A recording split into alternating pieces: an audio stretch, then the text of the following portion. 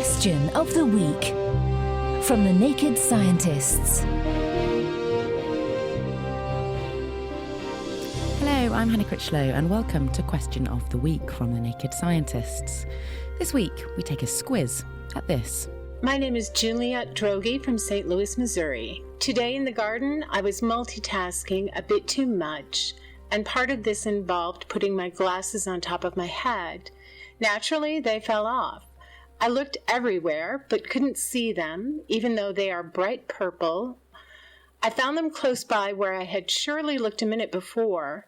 Why didn't I see them the first time my eyes passed over that spot?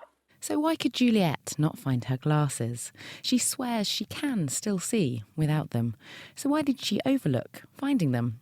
For the answer, we turn to Professor Nili Lavie from University College London. This is because people experience a phenomenon that we term load-induced blindness when the brain is overloaded.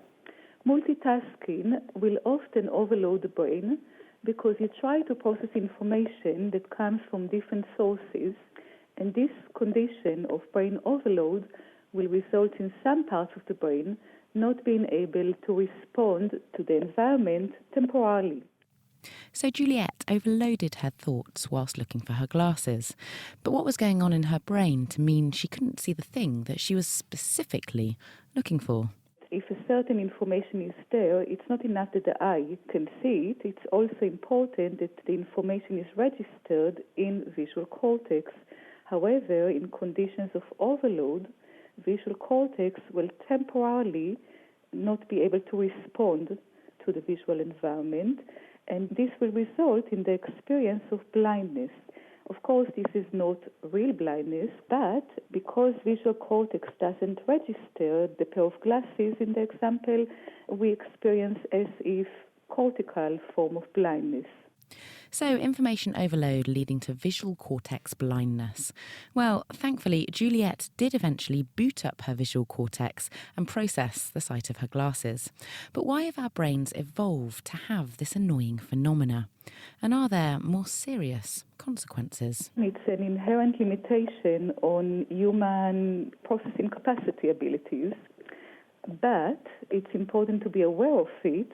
The examples of the garden might be slightly entertaining, but in other situations, such as driving, can have a much more serious consequences. Thanks, Juliette, for getting in touch with that question, and Nili for the answer. We next take a squiz at this question. Hi, my name is Nikki, and I live in Perth, Western Australia. So my question is, what type of animals sweat? I know that horses do, but do others too? So sweat. Do the birds and bees do it? Or even educated fleas?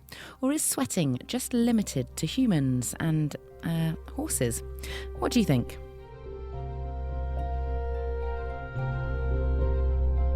Question of the Week is part of the Naked Scientists podcast and supported by the Wellcome Trust and UK Fast. Look us up online at nakedscientists.com.